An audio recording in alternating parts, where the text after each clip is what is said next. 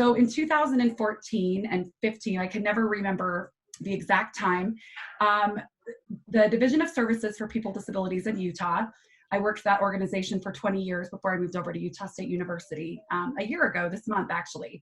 We had a partnership or a contract with Griffin and Hammis doing various capacity building efforts around customized employment. And in that 2014-15 time span, Griffin Hammis came together with several folks from around the country and got input on this self-guided discovery tool. And we really wanted to work and use this tool with some families here in Utah. So we kind of created this demonstration project and worked with 4 or 5 families. And we partnered with Easterseals. They have a wonderful reputation of working closely with families. They were doing a lot of work with youth and young adults around employment and career building. And so it seemed like a really great fit. So we brought families together, gave them training, and then a combination of Easterseals and Griffin Hammis, we provided technical assistance to families.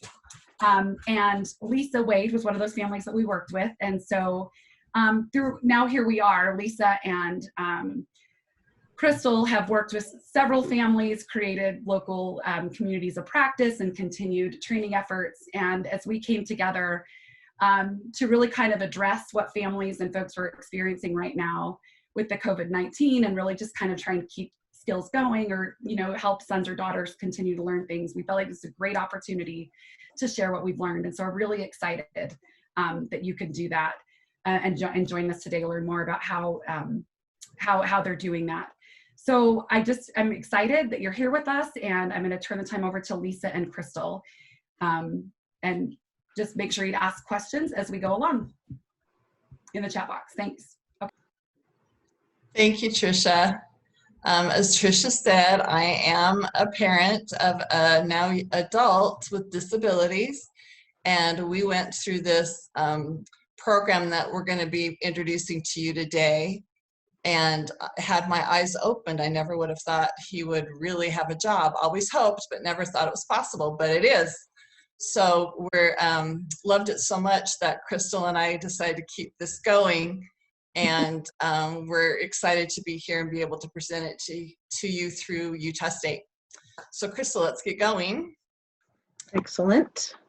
Trying, hold. There we go. Excellent. So why are we here? As a parent, I often felt inadequate when it came to my son with disabilities. I didn't know much about his disability, wasn't sure what the right things to do were, and I looked a lot to professionals to guide the way for me to know what to do. And I think working with pros is the way to go, but I think parents, we're experts in our own children. And I knew my son better than anyone else. I knew everything that worked for him, things that didn't work, things he liked, things that would cause him to melt down. So I found that working as a team member with the professionals was a great avenue for us, and that there was a lot that I could do as a parent to help my son. And when it came to employment, that was one area where I really felt inadequate, but with the right supports and the right tools, voila, we were able to help support him into finding employment, helping him live more independently, which, you know, will lead to a great quality of life for him now that he's an adult. So today we really want to help empower parents to have more control, more input, and to have some more tools in your tool belt to help you with your son or your daughter as they grow up. And my firm belief is that knowledge is power. So anything you know, you can to use it for good. So we're excited to be here to talk to you about that today. One thing we wanted to do was ask everyone to type in the chat box, what are your concerns right now? What's with this current environment? What are some of the things that you're most worried about for your son or daughter? And we'll give you just a minute to type some of those answers in the chat box.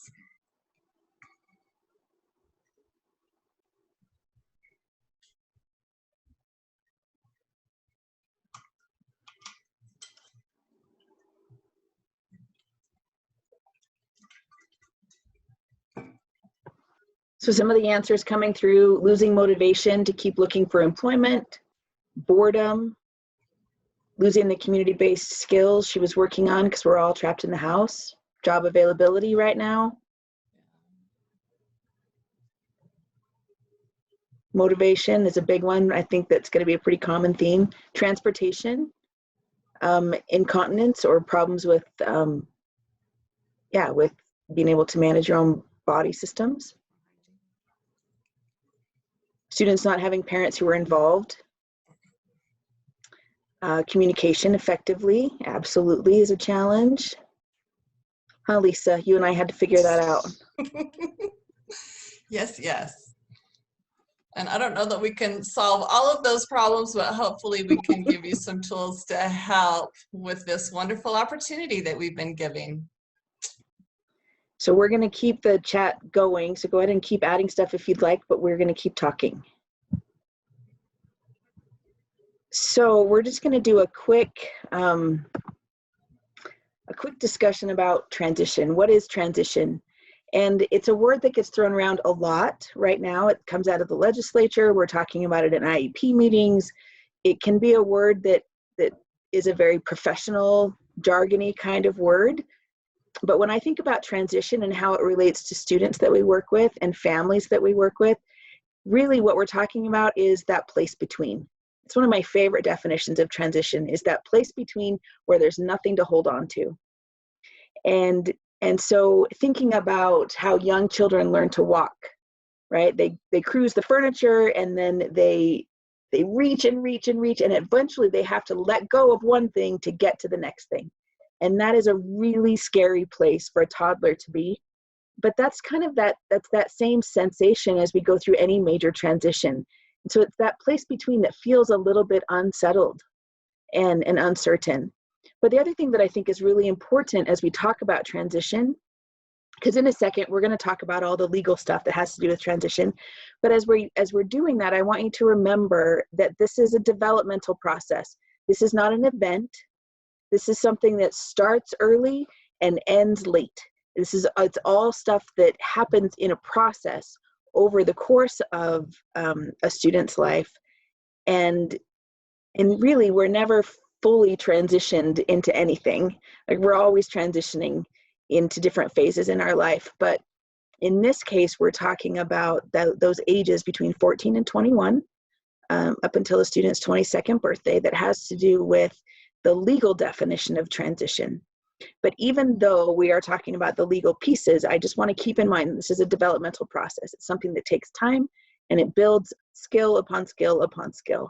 It's not something that just is an event that we should be afraid of.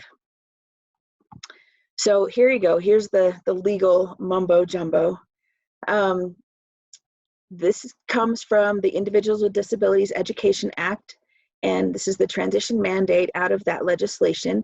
Basically, it says that students between the ages of 14 and 22 should be receiving services that are specifically geared toward transitioning to their next phase of life. So the definition in the law says that it's designed, transition services are designed to be within a results-oriented process. So again, it's that process or developmental system focused on achieving the academic and functional achievement of the child with a disability as they move from school to post-school activities. So a couple of things that I really like about this definition. One, we're not just talking about grades. We're talking about the student's ability to function in their daily living and their ability to function in a way that will help them meet their post-school goals. And some of those post-school activities that are listed in the law have to do with post-secondary education. So that could be continuing ed, it could be vocational education, it could be internships or apprenticeships, or it could be college.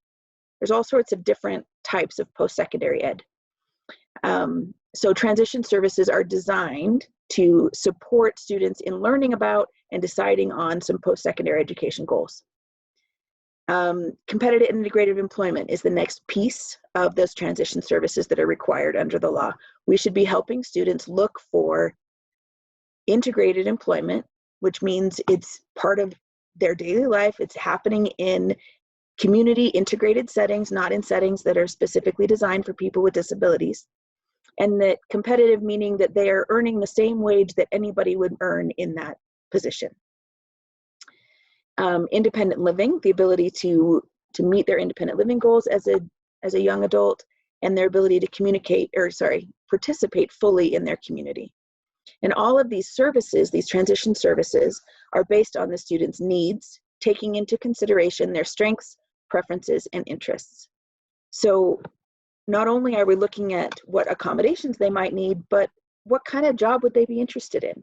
And how do we help them access those ideas? So one of the things that's currently happening is we are all stuck in our houses with our children, and we are becoming teachers in ways that we never imagined we would be. I certainly never wanted to be a homeschool teacher. I have actually family and friends that both were homeschool moms, and they were excellent at it. And I watched them go through the process and do co-ops and all of these things to make it successful. And I just looked at that and I thought, I never want to be a homeschool mom. I'm happy with my current career choice, and I'm happy with my children being educated in the public school system. And we're doing just fine there. And now we're in this place where parents are having to be teachers. So one of the things we wanted to touch on today is that you're already teachers. You've always been teachers. And so one of the things we want to talk about or support you in is the ability to use those skills that you already have in interacting with your child in daily activities and teaching them skills and activities in your natural life, and use those same skills in supporting them in their education. Lisa, do you have anything you want to say before I keep going? I think that you're right. We got this. Okay, good. So yeah, that's what one I of the tell things myself. We wanted to start with, that is that this is not something outside your wheelhouse as far as you think it is, and that you should just keep up what you're doing, keep up the good work, and feel excited and proud of what you're already doing. And that's kind of this opportunity that's been thrust upon us that we didn't ask for, but here we are. It's easy for me to think, oh, this is awful, and recount all the ways that my life has changed in a negative way, but I am a positive person. So I like to focus on that lemonade, the positive pieces in these changes, that I may not want to go back to what was quote unquote normal 6 weeks ago, right? There are some things that have happened that I think a lot of family time and slowing things down has been great. So trying to take advantage of this opportunity that we've been presented, and to set a goal to come out of this better on the other end than we were coming in a month ago. And I think as organizations, we're doing the same thing. We're having to change how we provide services, and that's requiring us to stop and think about how we do things and what's the best way to do things. So just know that we're all in the same boat, trying to figure out how to come out of this on the other side bigger and better. So why do we work? And why are we talking about employment? And whether your child is 3 or 33, work should be considered as an ultimate goal. It's something that kids grow up, you ask them that question, what are you going to be when you grow up? And kids are dreaming about all the things they want to do with their lives. It's a natural way for our young adults to access their community. It provides natural supports in peers. We have our work friends. It provides a way to build up skills that you may not have realized you had, learn new things. It helps get individuals out of poverty, and it's a meaningful way to spend the day when you feel good about yourself, when you've done something that's contributed to society through the day. So work is something that should be considered for youth and young adults. And you need to start when they're little, talking about what do you want to be when you grow up, and let's talk about what that might look like. Next slide. Okay. So something I hear from parents quite often is, but if my son or daughter works, they're going to lose their benefits. And that's true if they have a really awesome job, making a lot of money. Really, the system is set up so that individuals are better off financially by working and can still keep their disability benefits.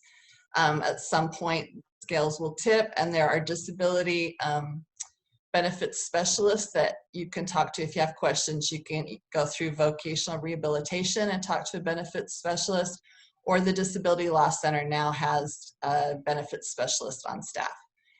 Free, you can go talk to them and find out what's true, what's real, what the rules and requirements are. But the system's set up to be beneficial financially if you're working. Okay, back to you, Crystal. So before we move into the next section, I want to pull the chat box open again. And let's go back to that question of why do we work? So why do you guys work? What is it that you get out of employment?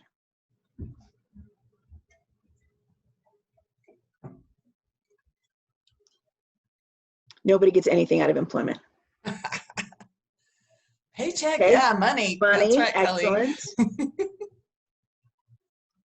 Satisfaction, social interaction, money, feel good to be part of something, having a purpose, sense of community. Awesome. Camaraderie, feeling accomplished. Everybody likes getting stuff done. You like being a support to others. I love that. Having something worthwhile to do. Excellent. So thinking about learning from others, love that. That's a big part of why I love my job. Feelings of self-worth, feelings of accomplishment. So thinking about these answers that you guys are giving, thinking about your own work-life experience and what we would want for any of our children, we would want all of these same things. We want them to feel a positive sense of self-worth. We want them to feel a sense of camaraderie. We want them to feel accomplished, that they're contributing something, right? These are all the same benefits. And yes, we want them to earn money, but ultimately, money is not enough to keep us coming anywhere. Well, okay, let me say that differently. It's not enough to keep me coming anywhere. I have to feel that I'm contributing, or that there's a sense of purpose, or that I'm valued, or it feels hard to go to that place, even if I'm getting paid. So I think it's really important as we start thinking about work for our students, and even like Lisa was saying, even if they're really little, thinking about work for them in their future, we want to really help to cultivate all of these things that you guys are talking about in the chat right now. So that takes us to customized employment. Customized employment is a process of helping people in finding employment that fits who they are. So that goes back to everything we were just talking about: feeling accomplished, feeling valued, feeling like you're contributing, feeling like you have a place. All of those things are tied into who you are. And the career that you choose most often fits that in some way. So I have a really funny example. So as in high school and college, I was a math person. I loved math and sciences, and I wanted to be a physical therapist, and I was huge into like zoology and biology. How I ended up in social services, I will never be able to tell you. My husband, on the other hand, was huge into people. He was taking child development classes, and he really liked relationships and understanding psychology, and he ended up working in something that was more numbers-based. So even though our interests when we were young might not have matched what we ended up in, both of our careers matched something really important for us. For me, I really found a sense of purpose in working with people. And for my husband, he loves organization, right? And so his job is all about, he's in purchasing. And so it's all about making sure that everybody has what they need. So there's that social component, but also everything has a place and is in its place. And so even though we had different interests when we were young, and we ended up in different careers, that doesn't mean that we didn't end up in the career that matched us. It just means that we picked a different part of us to go and explore. So that's part of this idea that this process is flexible. This is not a one-size-fits-all process. It's very personalized to the employment seeker. And the purpose of customized employment is to create a relationship between a person seeking for a job and a business or an employer in a way that meets both of their needs. So when we talk about customized, we're not really looking for positions that are readily available and being advertised on jobs.utah.gov. We're looking for skills that an employer might need that the people that we're working with have. So, as we're talking about this process of customized employment, we're not talking about helping students build a resume, send their resume out, go apply for a job. We're really talking about building relationships around common interests between the employment seeker and the employer in a way that both of their needs can be met through this process. And discovery is the core assessment piece that helps us with customized employment. It gives us the information that we need to figure out who someone is so that we can build a job around that person's skills, interests, experiences, relationships, and create that positive employment profile and relationship. So like Tricia was saying at the beginning, this comes out of the Griffin-Hammes self-guided discovery process. So both of these slides came from there. But as we're talking about what that means, I really wanted to dive into that a little bit better today. So discovery is an assessment. It's a functional assessment. We can talk about it in ways that are very clinical, but really it's getting to know someone. It's getting to know someone in really, really great ways that helps us to understand them and who they are, what motivates them, how they gain meaning from different activities in ways that then we can take that information and help build those relationships with an employer. So Lisa, do you want to take a second and talk about what this was like for you and Brandon? So we went through this discovery process, and for me, I thought I knew my son, but it was interesting as we'd go through some of these activities and test out, does he know how to do this? Does he know how to do that? Or I think he can do this. It was interesting to see things that he could do that I had no idea he could do. And I think, Crystal, you're going to talk about what discovery activities look like, but really breaking down activities into their little steps. Like Brandon loves to Google search. Movies, entertainment is his overarching interest theme. And so for him, he loves to Google search, but how do we make that a job skill, right? So having him look for things online and fill in a worksheet. We've tried different things like that. And it was just so fun to see him demonstrate things that he could do or learn quickly to do things. We'd show him how to cut and paste and right click and all that with the mouse. And he picked it up so quickly. And it was rewarding for me as a parent to see, wow, he does have skills, because sometimes I get bogged down in the things he cannot do. So it's awesome to be able to focus on all the wonderful things that he can do. Excellent. And that is the purpose of discovery, is really to explore skills and interests and how those can relate to employment later on. And we're going to talk about, sorry, I probably should have done this in a different order. So I'm going to do it in a different order. So we talk about things called transferable skills. In the self-guided discovery packet, they're called exploitable skills. Nobody really likes that terminology. Don't tell Griffin-Hammes that. But it just somehow that word exploitable feels a little bit unnerving to people. But the point of that terminology is that it's an actionable word.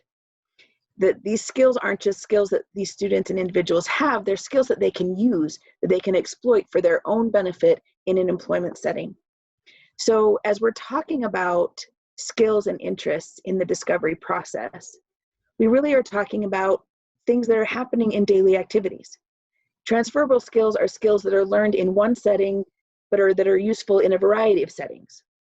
So how many of you had to learn how to get out of bed on time in the morning when you were teenagers, right? Or learning how to get assignments turned in on time in school and track what assignments are and when they are and all of those things. Those are skills that you learned in school, but that are critical for employment. Being able to manage tasks and assignments and meet deadlines and communicate with employers and ask questions. All of those things are things that we learned at home, right? We learned to ask for help when we were young. And that skill is a skill then that becomes an exploitable or a transferable skill in our work life. So as we're talking about discovery, that's usually where we start, is with these skills that students already have. And what does that mean for them as far as employment goes? So like Lisa was saying, he has the skill for Googling things, but what does that mean for employment? But if we added a theme and an assignment to it, it made it functional. And it was something that he could do in a work environment. And it was very exciting to see those things coming to bear. So how we figure out skills and activities or skills and interests is through what we call discovery activities. So discovery activities are opportunities for individuals to try things out. They give us some context for what their interests, talents, and skills are. So we do some assessment to get started, and we get to know basic things about the student, and then we take those basic interests and we explore them further. So Brandon had an interest in Disney and movies and those kinds of things, and so we took that interest and built in his interest in Googling into a skill that we could explore and try out and expand and teach new pieces. And so discovery activities are the context for which we use to learn about these individuals. Think about your own life. What are some of the activities that I'm going to pull the chat box back open, maybe. There we go. What are some of the activities that you explored as a young adult or a teenager that brought you to understanding what your interests were for your career?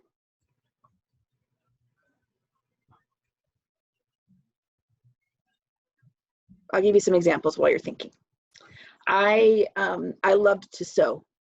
And more than that, I had a best friend who loved to sew. So we both worked in the fabric store. And I learned about sewing machines and different types of sewing and all sorts of things in that first job. I also learned I did not want to sew for a living, right? And so that helped me explore an interest and how it possibly related to employment for me. Talked to lots of different people and tried different things. Thanks, Pam. What kinds of things did you try? Give us an example. Interning and special ed in a classroom. Awesome. Josh says that he learned how to edit for a magazine, and those skills transfer to writing. Oh, awesome. Great. Art and sewing. Thanks, Pam. And how many of these things that you tried, so job shadowing in different businesses that were interesting, how many of us have done that, right? Gone and seen what other people do. That's a big part of discovery. Teaching swimming and skiing, excellent. I did a lot of babysitting when I was a kid, right? So working with young children. Liked working with young adults, tried working with other populations and found what they really liked. Enjoyed taking care of children. Learning from mistakes, absolutely, absolutely. So all of these are your discovery activities. These were the activities that you used to discover about yourself, the things that you found interesting, motivating, the things you liked, and the things you didn't like. So, so that's what I want you to think about when you start thinking about coming up with discovery activities for your student, is how are we going to explore the things that they find interesting? How are we going to learn about what they like and don't like and what they can and can't do? And they help us identify those exploitable or transferable skills. And the other thing that's important to know about discovery activities is they may highlight skills that the individual already possesses, or they might highlight or bring up skills that they're able to learn. So going back to Brandon's example, he already had the Google skill, but then adding right click, cut and paste added some context to that skill and helped him learn new things. So it can be a combination of both. We're not just looking for what you can already do, but also what you can learn and what you're interested in learning. So examples of discovery activities that we've worked with some of our students. We have done I had one student that went and volunteered at a, I can't think of the word, a horse place. Equestrian center. Yes, thank you. I was like, what in the world? I can't think of my word. At an equestrian center, and worked with the animals, the horses specifically, because she had an interest in horses. And so we set up an opportunity for her to do some volunteering out there and to learn about taking care of the horses and teaching riding skills and helping with the children's classes. We've had other students I have another student who is interested in cooking and culinary arts. And so we did an informational interview with a restaurant owner and talked about how he became an owner and how did he get into cooking for a living when it started off as an interest. I could go on and on. What are some of the discovery activities we did with Brandon besides the Googling, Lisa? Well, and I'm just trying to think of things you can do right now at home. And it could be trying out a new recipe, or, you know, do they have any interest in making their own hot dog or nachos or cup of noodles or whatever, right? I mean, you can start really small, but that also means breaking that down into tasks. Can they read the instructions? Can they open the packaging? Can they stir? We discovered my son does not like two-handed tasks. If he could make cookies with one hand, he'd be perfectly content. Well, mostly to eat them at the end, not so much stick around and make them. He doesn't have the patience for it. So we learned quickly, kid doesn't like to cook. Yeah, virtual tours. We can show, you know, YouTube videos, you can show work environments, but really testing out the things that are of interest to individuals and then breaking that down. So it might be a cleaning task. It might be putting together furniture from IKEA. I mean, there's lots of things that you could do at home. Yard work, you know, it's spring, we all want to get outside, or taking care of a bicycle. When you start breaking down these things that we may do every year and don't think about it, you break it down into its individual tasks. It really is a lot of skills in one task. Yeah, absolutely. You made me think about a few of the other things that we've seen. So some of our students really like organization. So I had one student that organized all the closets in the house, and some of it was as organized or organized in a way that made sense to mom, and some of it wasn't. But we went through the process of learning about that task. I had another student that was really, really interested in auto mechanics, and so helped his dad change the oil on the car and do those kinds of things. So absolutely, things that are happening around the house, just like we talked about, skills that you learn in one place in your normal environments are skills that you can take with you into these workplace environments. So what are we looking for when we're talking about discovery activities? We want to know specifically what tasks can they do. So like concrete things, but also what skills are utilized within that task. So doing the dishes requires skills like sorting, cleaning, drying, knowing what things go in the dishwasher and things have to be washed by hand, wiping down counters. right? That's a whole different set of skills for each one of those small tasks in cleaning the kitchen. So what are the skills that we see in the tasks that they're already doing, in these tasks that they're completing? What tools do these individuals know how to use? Computers are tools, tablets are tools, right? So what are they already doing in their daily activities that can be used as a tool?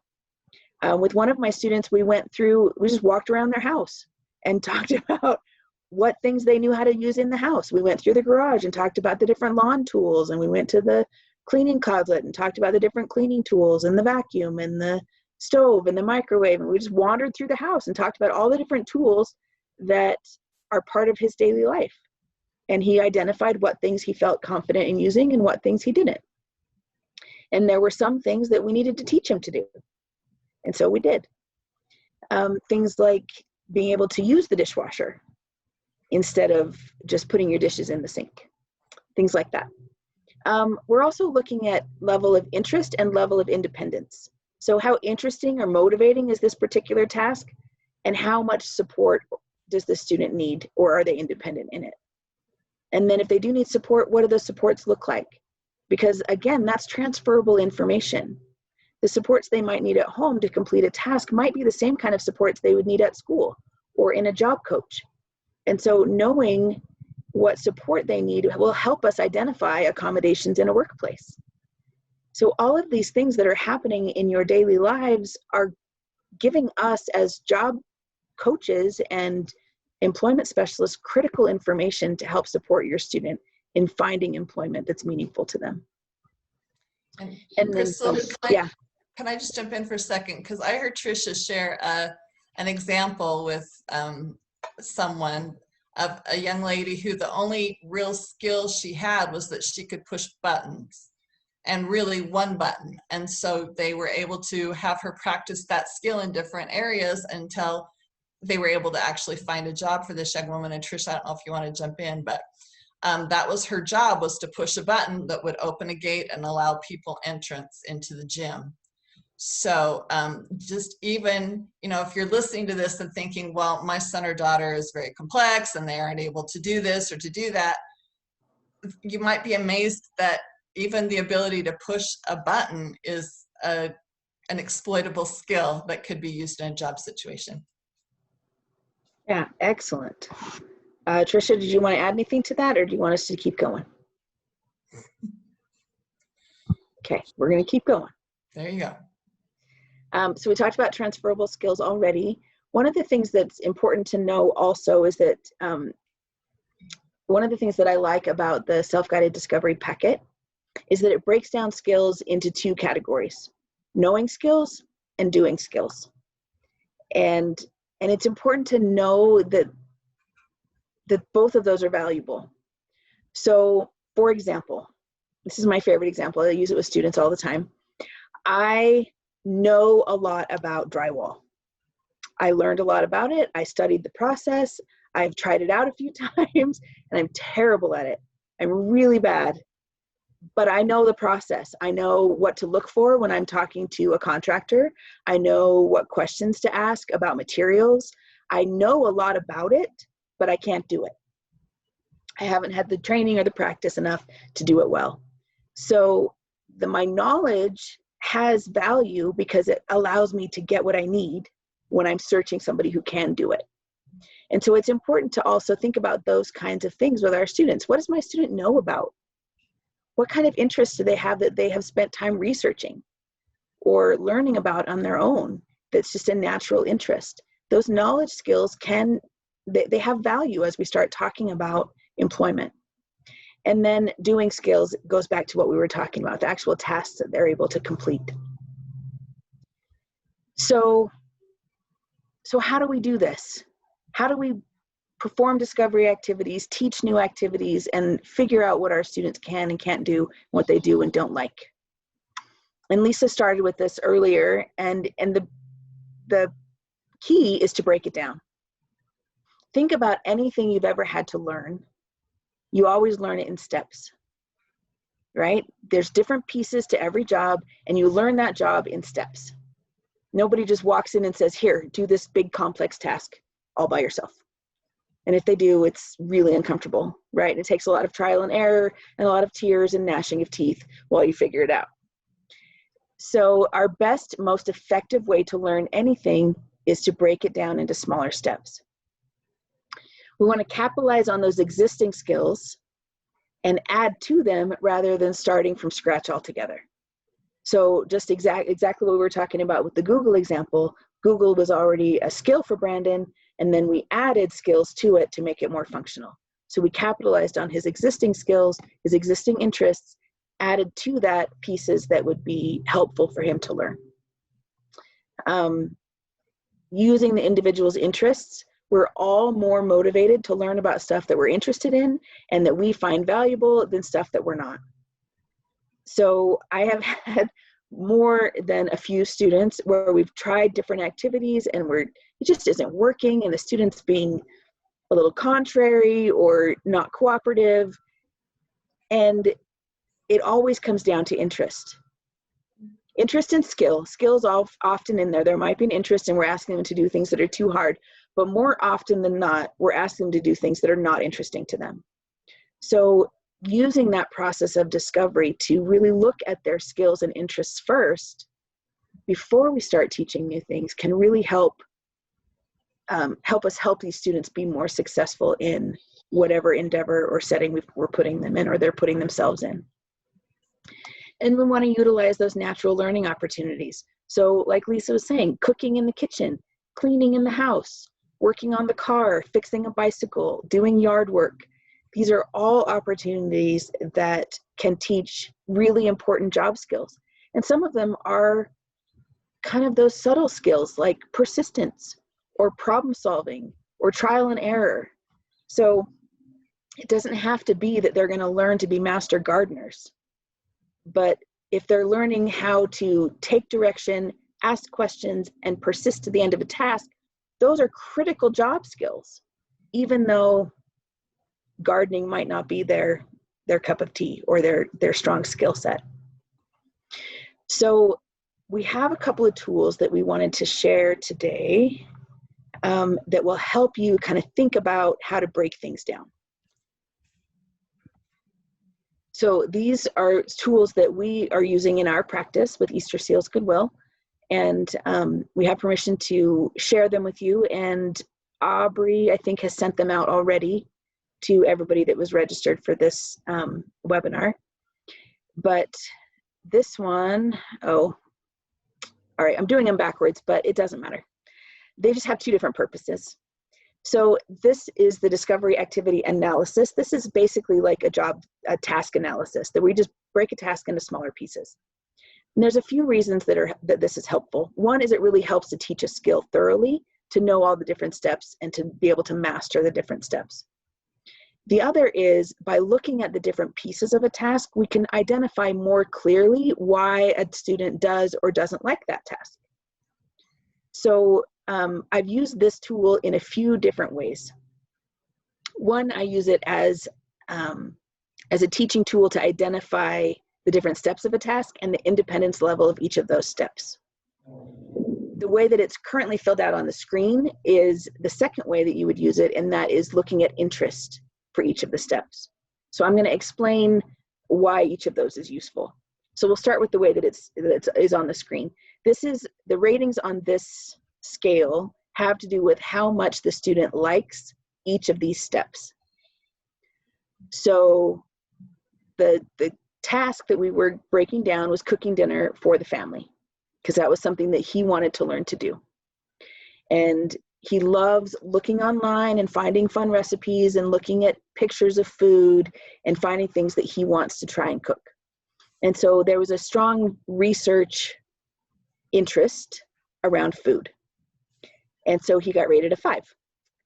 He enjoyed creating the shopping list from the recipe and knowing what things he needed to get, going to the store and getting those things, all were very motivating to this individual. Preparing the ingredients and the supplies themselves, a little less motivating, right? So we're starting to see where his interest really lies by breaking this down. Actually cooking the food, not motivating at all. He did not want to do it. He didn't want to use the knives. He didn't want to use the oven. He didn't want to actually prepare and cook the food. He was afraid to use the sharp knives of the oven and the stove. And so so on the right, you can see the justification for each of the ratings. And that got rated as a 1 because there was fear associated with that. He did not want to do it. But then serving the food, sharing the food with the family, proud to show the family what he had helped prepare, was hugely motivating for him. And so then we go back up to that higher end of the motivation scale. And then eating the food, like Lisa was saying, eating the cookies, always the best part of cooking anything, right? So this particular task breakdown helped us to understand that he really likes planning, and that the planning of it and the presentation of it was really where his motivation lies, not in the cooking of it itself. And so then we were able to do some other activities that really worked around that planning interest. And we researched other topics and had him plan other activities for his family.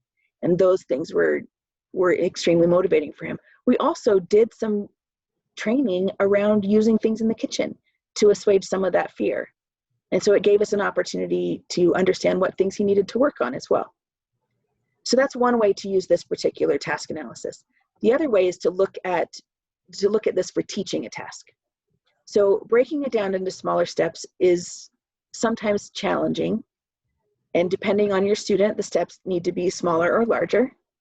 So sometimes you are breaking things down into small enough steps that you're talking about pulling something out of a cupboard, opening a box, asking somebody to read the instructions for you if you can't read them yourself, right? So very small steps. Sometimes the task has larger steps, like choose the food and pull it out of the cupboard is all one step, right? And prepare the food might be a second step. Serve the food might be a third step, even though there's a lot of tasks in each of those steps. So it just depends on the individual that you're breaking it down for. But one of the things that we also use this for is to really look at what areas we can support. And so by breaking it down into smaller steps and then looking at independence for each of those, looking at independence for each of those really allowed us to know what skills he already had and what skills he needed to acquire to be able to complete this task that he was interested in. So that's 2 different ways to use this particular tool. Lisa, do you have anything you want to add before we move on to the next one? Well, you kind of talked about this, but when I look at it, to me, research the recipe could have 7 to 10 little sub-steps. Mm-hmm. You know, with this virus outbreak pandemic, I've realized that my son doesn't really remember the hand washing skills that he learned many years ago. To him, you say wash your hands and it's 1 finger under a drop of water and you call it good. So I've had to find, like, literally turn on the water, get your hands wet, count to 20 with the soap, all the steps, because he needs that clear outline for him to follow through all the way to the end. But he is I can hear him in now, washing and counting to 20. So we've made progress over the last month. But, you may need to break those steps down really, really, really small. Yeah, awesome. And that also leads to another use of this particular tool, is just using it as a guide, right? Or a regularly kind of permanent teaching tool that you just have handy, so that it's like having a list of things to follow versus learning it and then doing it from memory. And your task breakdown might have pictures instead of text, right? There's all sorts of different ways to do this. So knowing your student as the parent, you really have the best skill set to either do this or to help the professionals that you're working with to do this efficiently. So the other task the other tool that we use as part of this process, really learning about discovery activities, is this discovery activity, a self-guided discovery activity list. So this really is just talking about the activities themselves.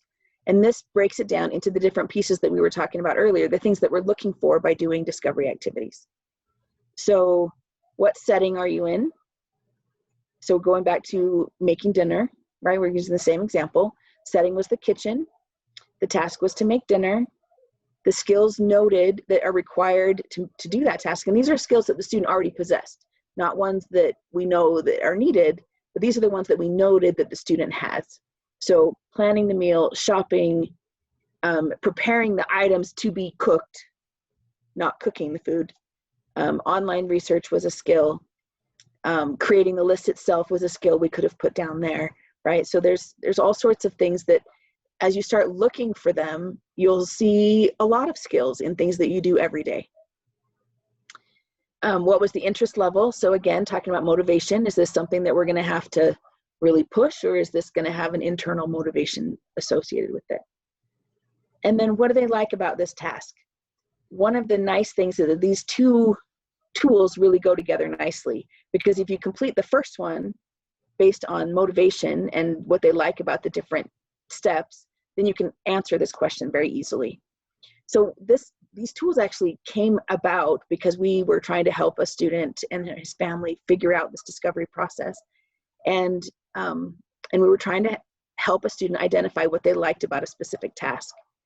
And this particular family, the student was really, he had to sell his cell phone. He was trying to sell his cell phone online. And so our coordinator worked with him to break that down into the different steps of that task. You have to decide what it's worth, and then you have to figure out what website you're going to post it on, and then you have to post the posting, and then you have to respond to people who are interested, and then you have to actually collect the money and send the package to them, right? And so there's all these different steps. And so what happened was, by breaking it down and having the student identify what parts they liked about that and what parts they didn't, helped us again move into other activities. And the part that they liked the best was packaging it up and sending it off. And so then we started looking at jobs that matched that interest and that skill set. And he found a job in a distribution center that he loved. And it had an organizational component, which really fit his themes well, but also he got to package stuff all day long and ship it off. And it was amazing, and he loved it. And so again, breaking things down not only helps us teach the skills, but it also helps us identify skills and interests. And then, I don't know is this covered up by us on the screen that you guys can see? The last slide, or the last column? I think the last column has to do with independent. Yeah, you can see independence. So independence levels here. What's the last thing? Let's see if I can move you. Oh, desired independence is the last thing. I have to move you on my screen so I can see. So independence level, what are they currently as far as independence? And then what do we want them to be? So again, this is a tool that helps us decide what things we want to work on. If doing this task with support is the desired level of independence, then we're going to move on to something else as far as teaching skills. But if doing this task independently is something that the student and the family really want, then there are skills that we can teach to make that more independent. So it gives us a place to start and identify things that we can teach as well. And all of this is happening in the home, in those daily activities. And so while you are home right now with all of your students, it is an opportunity to try some things out that maybe you haven't had time to try out before, haven't thought of trying before, to really look at some of these skills. What is my student capable of doing? What are they interested in helping out around the house? And what do they get out of it? What are their motivations for this work that we're having them do? Because that motivation will transfer to other work as well. And I am not a data person, but those forms really do help you paint that picture. So it's an important piece if you're going to go through and do some of these activities and want to be able to remember next week what it is you did. It's great to have it written down. And then you can share it with teachers. You can share it with the job coaches or vocational rehabilitation or whatever avenues you want to go through as you compile this information together. So in summary, we have a very unique opportunity right now that feels heavy, but also can bring a lot of good results. And we really hope that as you are exploring these, this opportunity and having to teach your students new skills and having to teach them in ways that maybe we're not used to teaching them as far as academics and those kinds of things, that this is helpful and at least encouraging in the process. And know that the things that you're doing are going to be meaningful to them in the future. This is helping them build their future and their opportunities for the future. This is not just being stuck at home having to do schoolwork. So I hope that there's at least a glimmer of hope and excitement that comes from this, that this is an opportunity to really help our students learn new things and become more ready for their life after school. Lisa, do you have anything you want to add? I do. I want to just say that Crystal and I have developed a curriculum that goes through the self-guided discovery packet, because if someone just handed me that packet and I had this little presentation that we did today, which is a drop of water in the bucket, right, that I would be very, very overwhelmed about the process and probably shut down. But we've developed this curriculum where we can get together monthly and talk about each of the different steps along the process of customized employment, with the goal that hopefully your son or daughter will be able to find meaningful employment at some point, or at least live more independently. And I think as part of your survey, you will be given an opportunity, if you would like, to continue this conversation with a meeting online to discuss each step of this along the way. So don't feel overwhelmed. Just know that this is an opportunity and there's more to come if you want it.